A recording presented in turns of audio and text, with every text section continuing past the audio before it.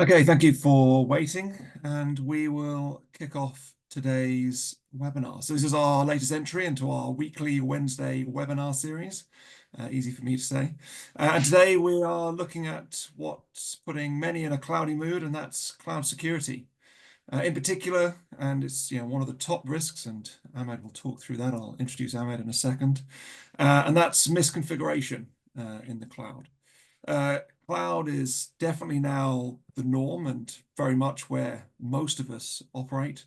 We've gone through that lift and shift process where organizations have taken what they were doing in their data centers and their virtual servers and virtual compute and just moved them straight into the cloud, which was really just new infrastructure, and are now mid or starting, some ending their migration to cloud native.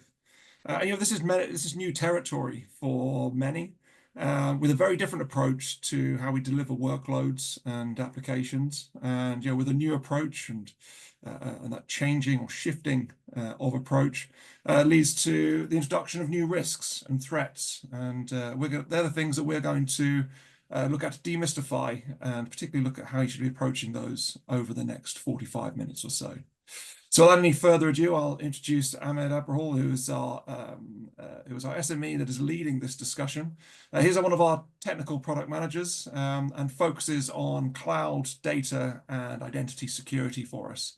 Formerly a security architect in his own right, with over 12 years of experience in the cybersecurity field.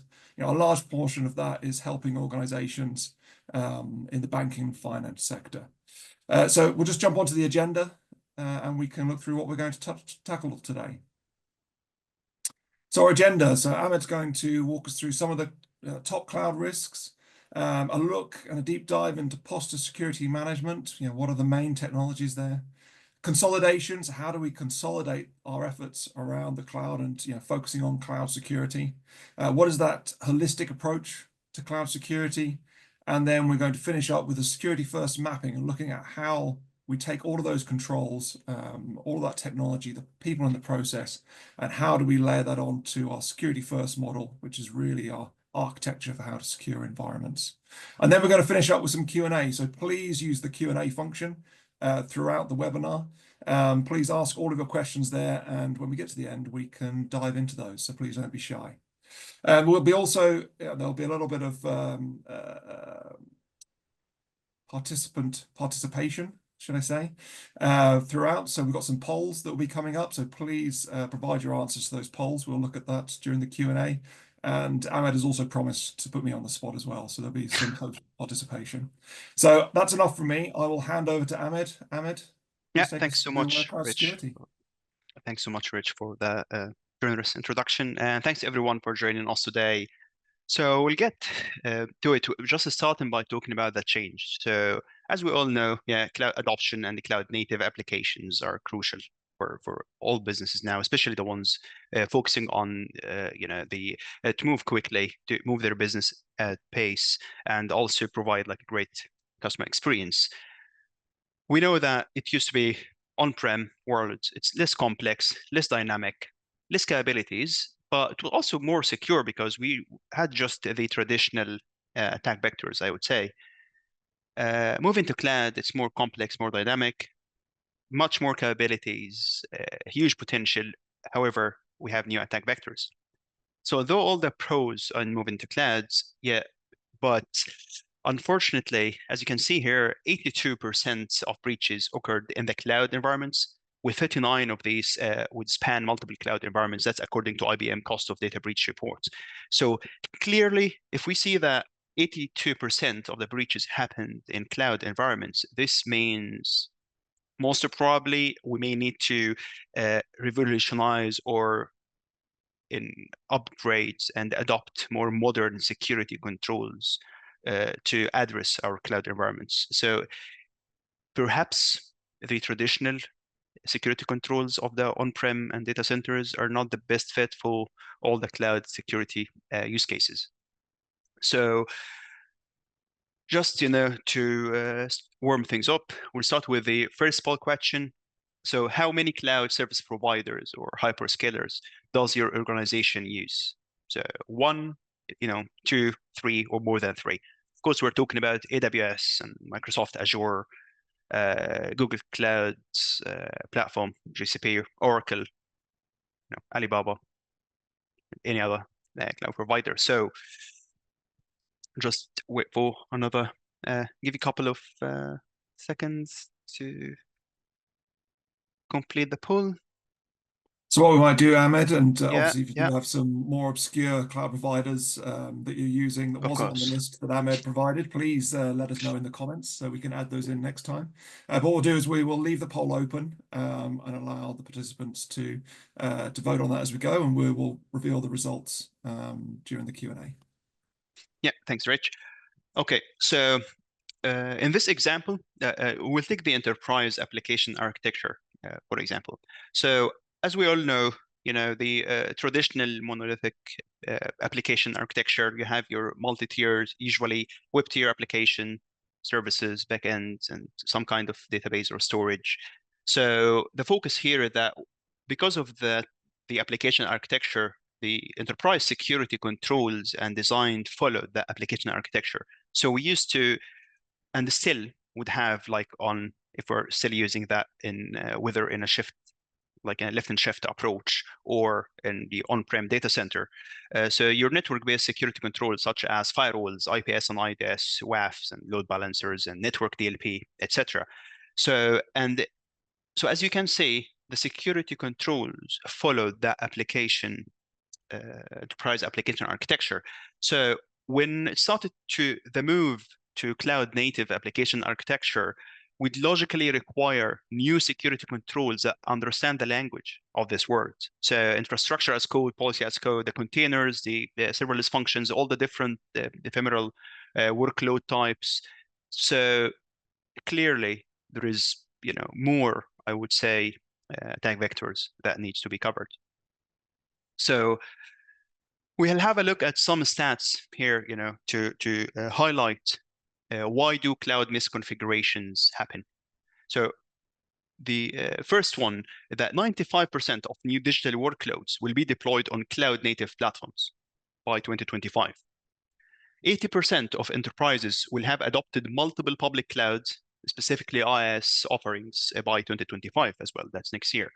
So usually 2 or more. 30% of the interviewed or the polled 4,500 cybersecurity specialists said that they regularly experience misconfigured applications. So that's 1,500 cybersecurity specialists said that they frequently see misconfigured applications.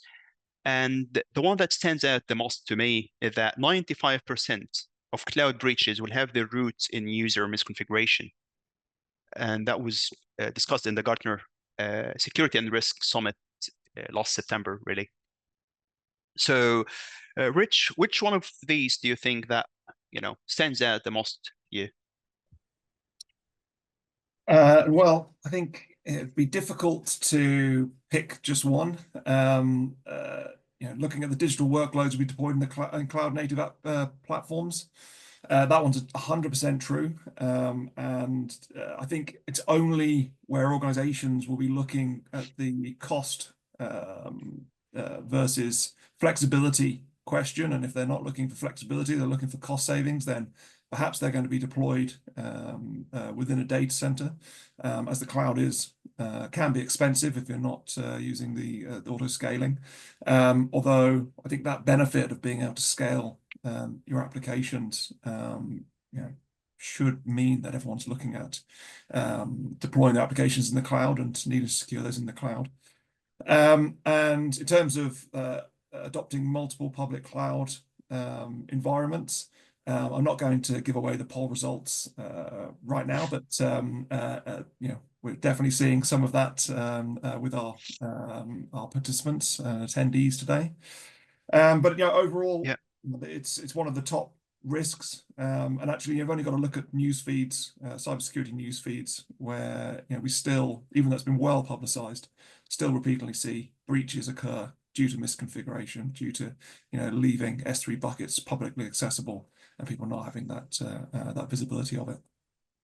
Yeah, and that would totally, unfortunately, it will continue to happen because, as we see here, the complexity, of all them, like all the different cloud environments and the complexity of the different teams looking after different parts sometimes of the clouds and the application, etc.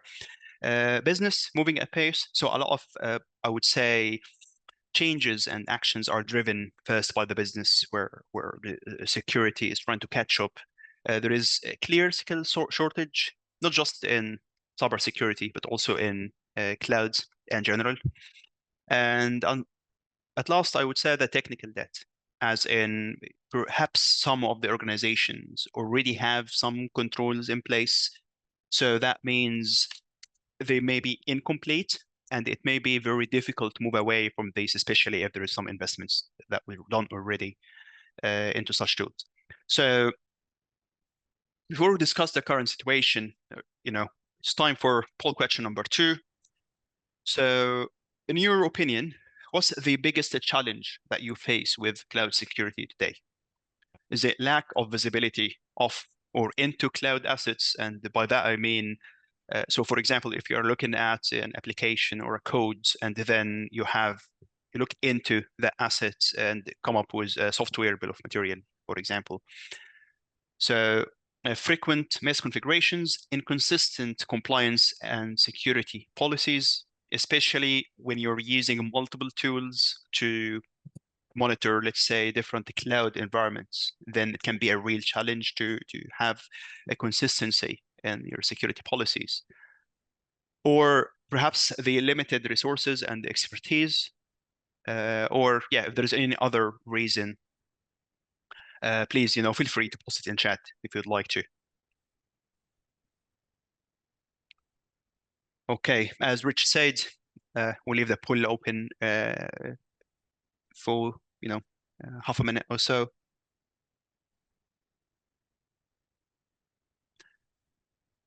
Okay, so talking about the current situation. So after we have looked at all these different SaaS or challenges, I would say, so looking at the current situation, so I would assume, like actually most organizations do already have some sort of runtime cloud workload protection. It can be part of their EDR, for example, extended to cloud workloads, or perhaps some scanning tools for their containers in development.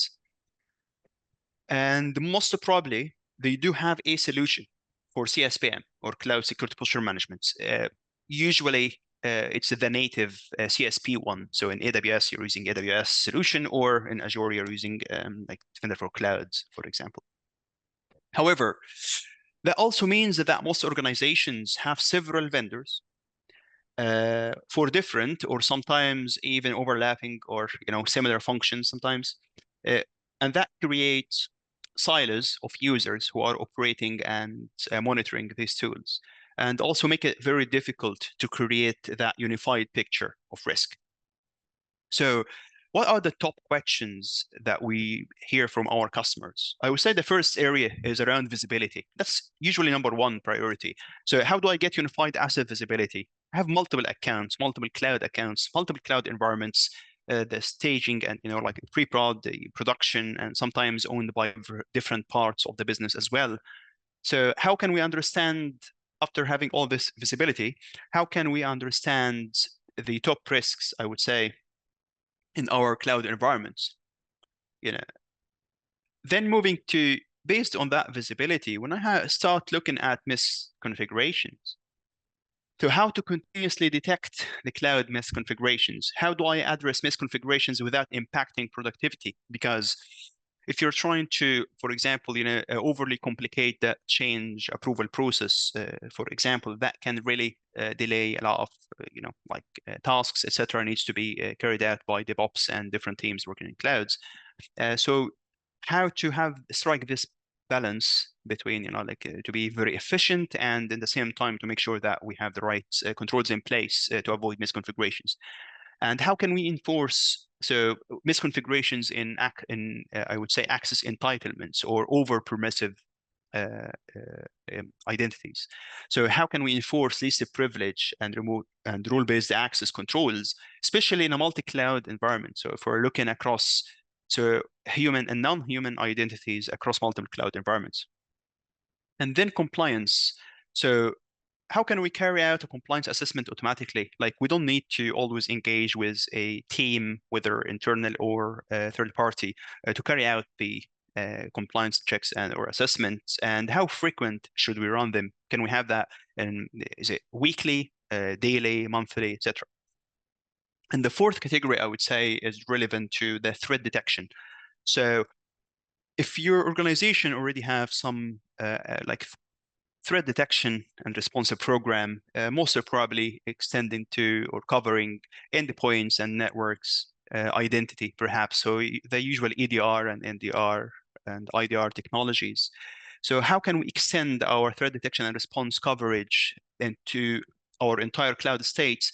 And how do we address the dynamic and ephemeral workloads?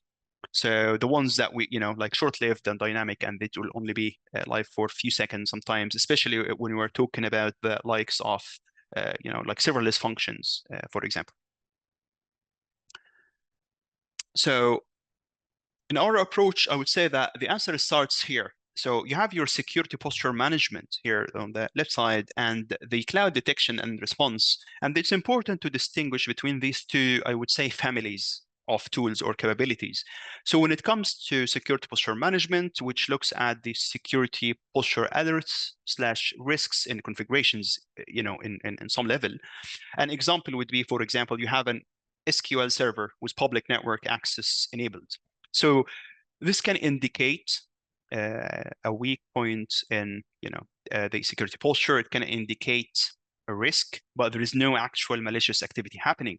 Unlike in CDR, that would generate a security incident alert. So in this example for here, that's a brute force attempt that is actually detected. So there is an ongoing a malicious activity happening or suspicious activity happening to an internet-facing unpatched, which increases the criticality or severity of this alert, unpatched Windows EC2 with X name, and then usually we will map these to the MITRE ATT&CK framework. So, but which SPM? We're talking about security posture management. So the most common, I would say, technologies when it comes to security posture management, we have a cloud security posture management, Kubernetes security posture management, and SaaS security posture management. So looking at CSPM focuses on IaaS and PaaS, you will see that the capabilities, as we will move on, you will see that the capabilities are very similar between the different SPM tools, but with different scopes. So CSPM focuses on IaaS and PaaS. Its primary functions will be to look at the policy, look at the configuration, identify the risk in the policy and configuration, and then do automatic risk prioritization. So I can have like what are the critical and high and medium and low and informational, for example, categories of these risks. And it also should help with the automated compliance assessment. So it looks at the different frameworks or regulatory frameworks, whether it's best practices or PCI or just perhaps CIS controls, and help with that compliance assessment.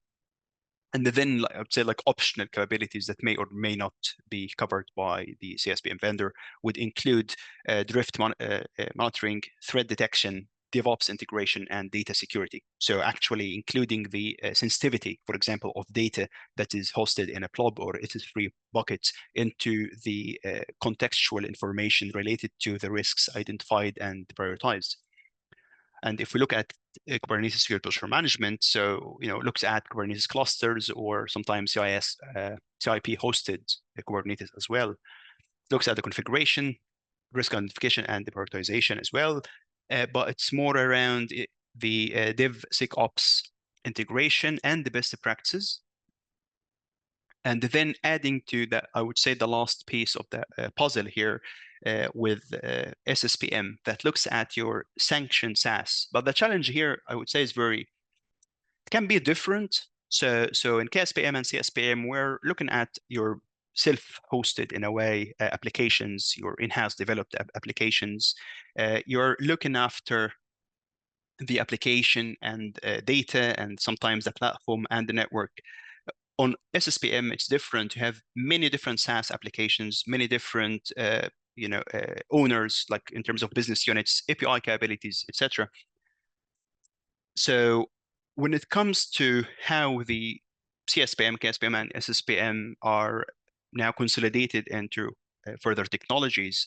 So as we know, consolidation is one of the main drives in the industry for the last couple of years. So CSPM and KSPM are more as of, I would say, they are now just capabilities of SynApp, of Cloud Native Application Protection Platforms, while SSPM got absorbed by CASB, Cloud Access Security Brokers, which is again part of SSA, Security Service Edge. So in terms of technology and tooling, we are mainly talking about SynApp and SSE to provide all these what used to be siloed solutions and standalone solutions and siloed visibility and dispersed capabilities. So, and that draws the full picture of our holistic approach to cloud security. So if we look at the middle here, you will see that your IaaS and SaaS and PaaS, each is protected by a different set of capabilities. So cloud workload protection and CSPM and KSPM looking after IaaS. So that's, as we said, part of SynApp. KSPM, CSPM, looking after PaaS. That's also part of SynApp. The CIM looking after access entitlements.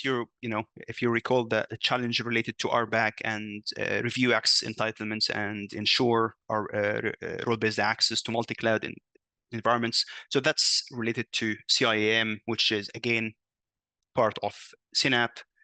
And at last, the shift-left security, or integrating the security controls earlier in the software development life cycle. So that's the left side, which looks at the cloud risk management, protecting the management plane of the clouds, DevSecOps integration, etc.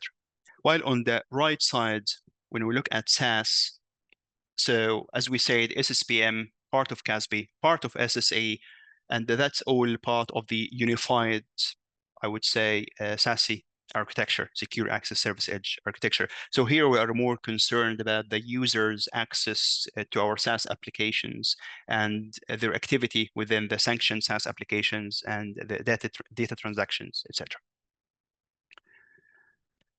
So just to summarize or to draw that full picture of our security first approach when it comes to cloud security.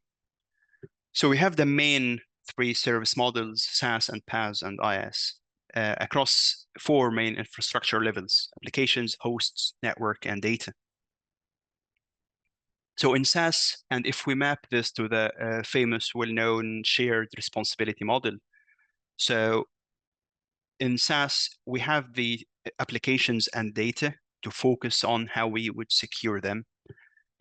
When we move to PaaS service model, we also have the network configuration and the network to look after, while in IaaS, we have to secure the four different infrastructure levels. So, and by that we mean we mainly have five different pillars, I would say, which are the access entitlements, who can access, well, and when, and everything that's relevant to the access entitlements, the artifacts, which is dependent on the infrastructure level, infrastructure as code, for example, policy as code, scripts, etc., the configurations, assets, and runtime. So, and then we have four main, I would say, governing capabilities or foundational capabilities that we need to maintain. So compliance and regulations, policy enforcement, real-time visibility, and threat protection.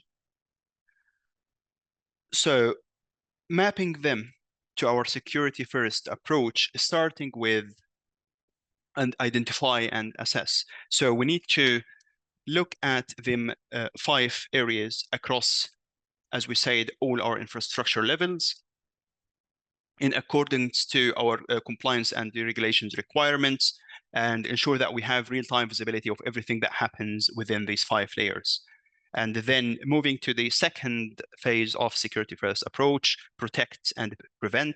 So if you take if you apply that, for example, on configurations. So if we're talking about configuration, we want to make sure that there is no misconfigurations according to our policy or according to a specific framework that we have enabled.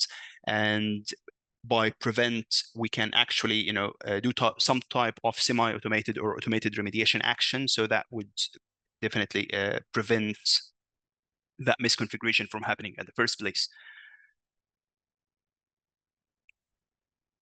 Moving to detect and analyze. So if for any reason we are not, for example, if you're using Synap, but it doesn't have a write privilege, so only kind of read privilege, which means it can see the risk, it can see the misconfiguration, it will detect it.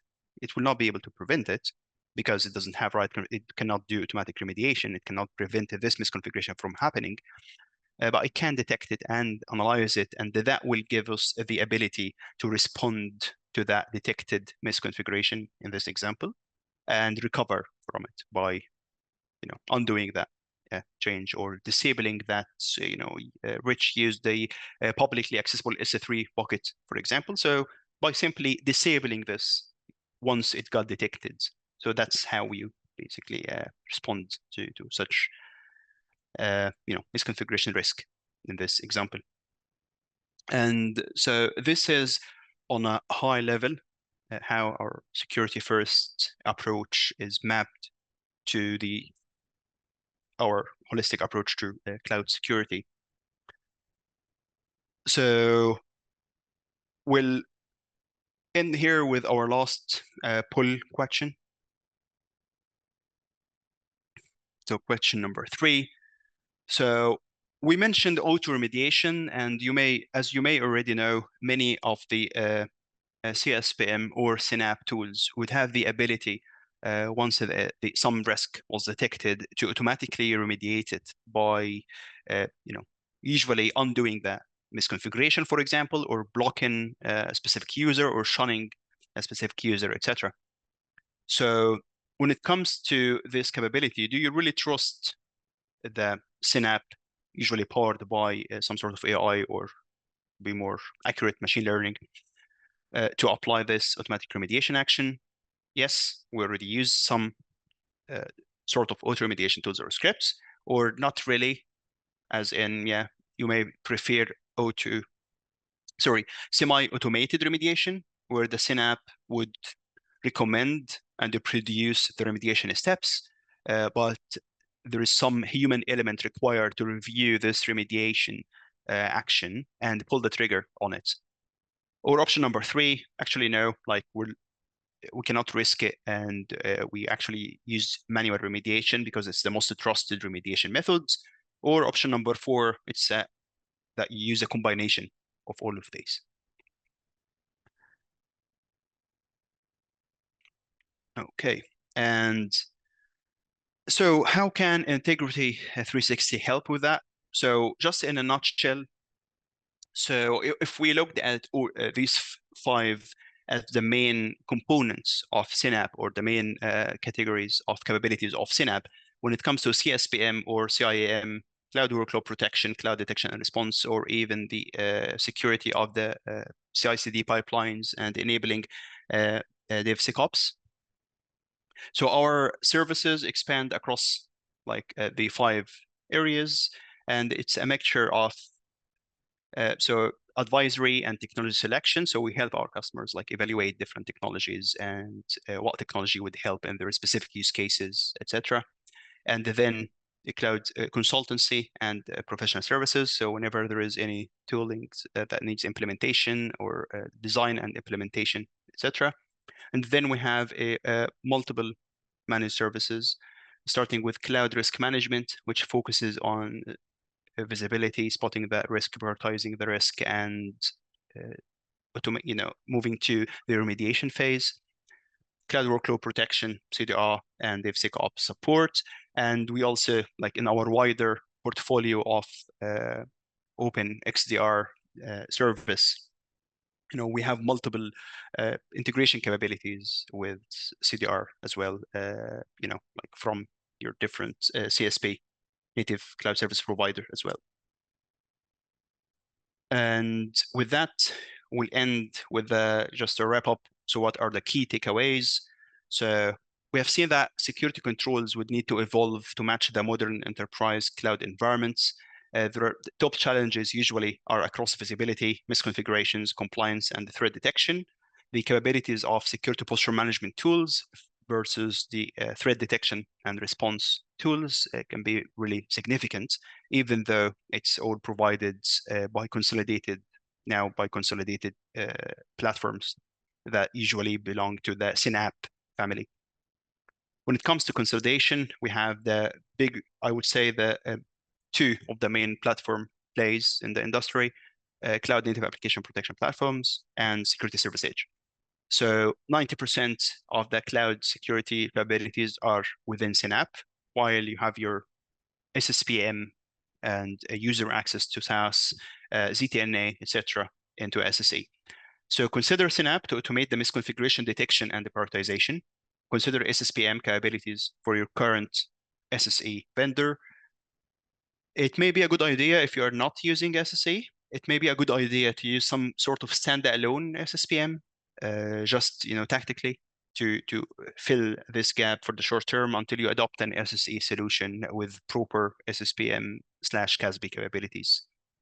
And of course, if you need help with your cloud security approach or need guidance on how can you consolidate your existing security controls into a SynApp, or if you are even like adopting SSE/SASE play, please reach out to your Integrity360 account manager. And thanks all for your time, and hand over to Rich for the Q&A.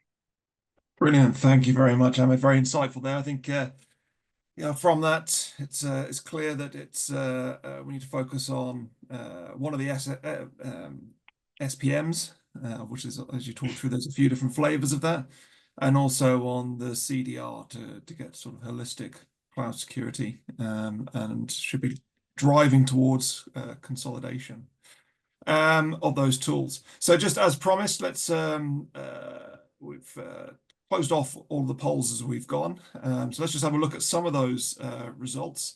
And actually, as I said, they did sort of change over time. In terms of how many cloud service providers does your organization use, surprisingly, across all of the votes, we've got a very even split between 1 and 2, which I've got to say I'm quite surprised at. Most organizations seem to be using at least 2, particularly when it comes to internal infrastructure, quite often in Azure, or where they're delivering applications, being in either GCP or AWS. And actually, what I kind of see quite often is that as organizations acquire other organizations, they inherit multiple cloud instances. So I guess one of those challenges, and maybe one to touch upon, is and actually, I'll pause that for a second because there is a question that's in that touches upon that. So I think that was quite interesting from the polls. We go to the second poll, which is what's the biggest challenge you face with cloud security today? Unsurprisingly, I think the majority of people went for lack of visibility into cloud assets. And for me, that sits into 2 different camps. So I guess there's one, what assets are in my cloud? I think that's probably, if we talk about identify and assess, the first step on any security journey is to understand what you need to secure. So that's important. But also it's, into cloud security assets. There's a whole challenge really around what the bill of materials is. What is the software bill of materials that's inside there? And we saw the big challenges, probably 24 months ago now, or almost approaching 24 months ago, when Log4Shell surfaced, and there was a big panic to understand actually what do we have, particularly what libraries they have access in which platforms. And then other than that, we had pretty much a balanced view on the rest. But nobody picked other, so we haven't got any other ones to share with you today. And then last question, just question number 3, was really around AI and ML. And I've probably actually got a question for myself for you, Ahmed, so I'm going to put you on the spot and return the favor, but we'll come on onto that in a second. And actually, overwhelmingly, the view was that a combination of auto remediation, semi-remediation, and manual remediation. So nobody opting to put the hands of their cloud security and their cloud environments fully in the hands of AI with auto remediation on top. So Joe, actually, the question that kind of poked for me before we get on to the attendees Q&A, Ahmed, was really where are you seeing the advances and the use of AI and ML within cloud security platforms? I see it a lot in security operations platforms, really aiding analysts with their investigations and also summarizing some of the next steps. Obviously, we talk about development, which is very heavily linked to the cloud. We see that there was, Stack Overflow is probably going to die off as everybody can just use ChatGPT or another, your favorite brand of large language model AI to help you with your code. But where do you see that in terms of cloud security technologies? So, to be honest, I would say that 90% of the use cases were just limited to a co-pilot approach, as in when you're using, let's just say, Synapse, and then you can use natural language to query the platform for a specific action. There is some of the tools I used will have that integration with literally ChatGPT to produce, again, like human readable instruction on remediations. So it will explain, you need to go there and click here and disable that setting. So that's one of the, I would say, not very deep usage of AI, but it really helps because it can easily get the work on that skills shortage. So you don't need people who are really experts in cloud security to understand that risk related to misconfiguration. So that's something I really noticed, the whole human readable instructions and explaining the risk and why it has been prioritized like that. So that's that natural language, I would say, interaction is really helps. Okay, so let's dive into some of the questions that we've been asked along the way.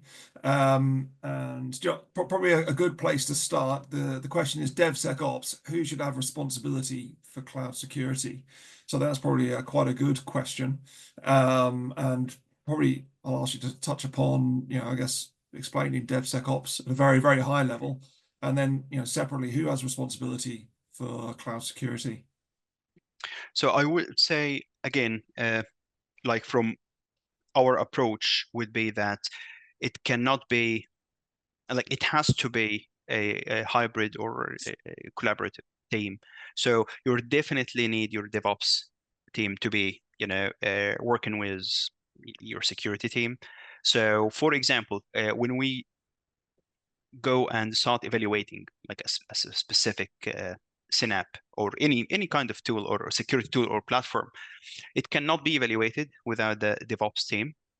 First of all, because they have much better understanding they have the full understanding of what they're actually using. So where are the different, for example, Kubernetes clusters, what are the accounts, what is their, how their pipeline looks like.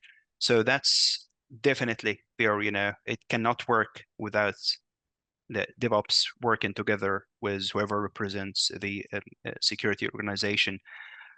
There will need to be so it can be quite tricky, I would say, in terms of that you would need the permission or you need the privilege of DevOps to be able to monitor them by security team, if that makes sense. So it can be quite complex. So the only way really is to have that top-down approach to get first to get this ironed out at a board, or exec level, to get the proper exec sponsorship, and then start that program. And then it wouldn't be an issue of, for example, who would, have control over them security tools. Yeah, I think that's true. just from my point of view, particularly when cloud initially became a real thing, and how do we secure it? A lot of organizations standing up cloud security teams rather than actual individual teams, and actually cloud IT teams as opposed to the standard IT teams or traditional. And a lot of that comes down to skill set, understanding the cloud. I think it's very hard, if you haven't upskilled your security teams to be not just cloud aware, but almost cloud native themselves. It's hard for them to impact the security of their cloud environments, and that's something we see less and less. As we've transitioned to the cloud, that less cloud security teams, more security teams that the cloud is part of their remit overall. Okay, so I'll just move on to another question. And actually, you touched upon it in, I think, early on in the webinar, which is really around cloud providers and offering cloud security controls. So the question is, do you recommend native or third-party tools for securing the cloud, and what's the difference? Okay. Yeah, that's a very common question, I would say.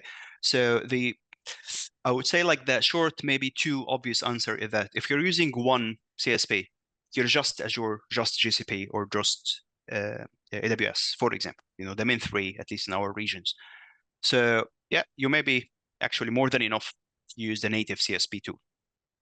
It starts to be less fulfilling to your security requirements once you branch or start using multi public cloud providers. So that's I would say the short answer. The more, like the advanced answer would be, it really depends on the risk appetite and requirements. So for example, we used to run X CSP, Synap offering, just, like protecting its native environment versus a third party. And we can literally say like detections in that by this third party tool that was not even, detected or didn't trigger any alert on the native CSP tools. So when it comes to efficacy and when it comes to rate of detection, etc., you'll find sometimes, like you will find a gap there. So it really depends on the investment versus risk appetite as well.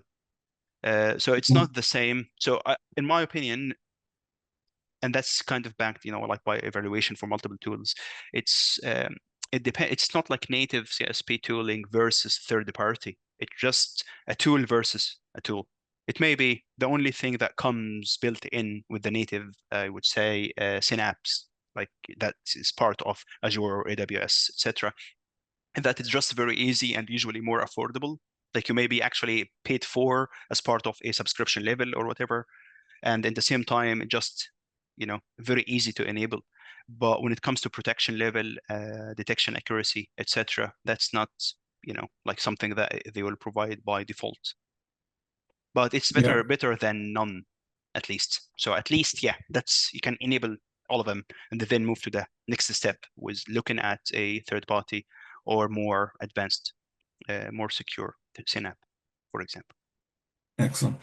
Okay, so just we'll sort of start getting through these questions before as we are getting very hard up on time. So perhaps I'll go for just two more questions.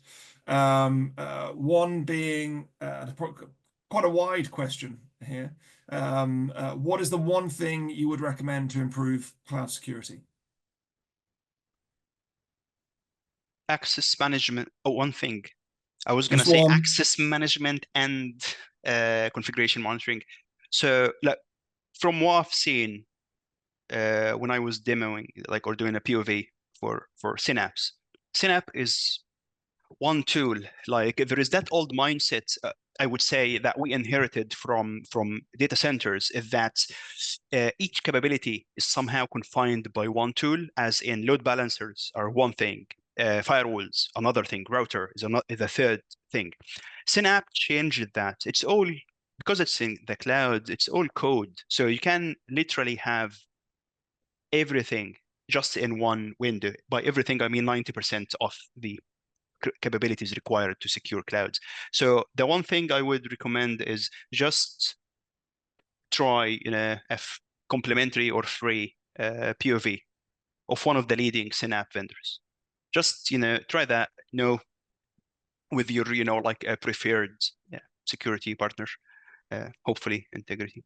But anyway, so you can just to try, have a look at the Synapse demo and see how much you can actually, like cover in a very, very short time and very low effort. So I believe it's a breakthrough in cloud security.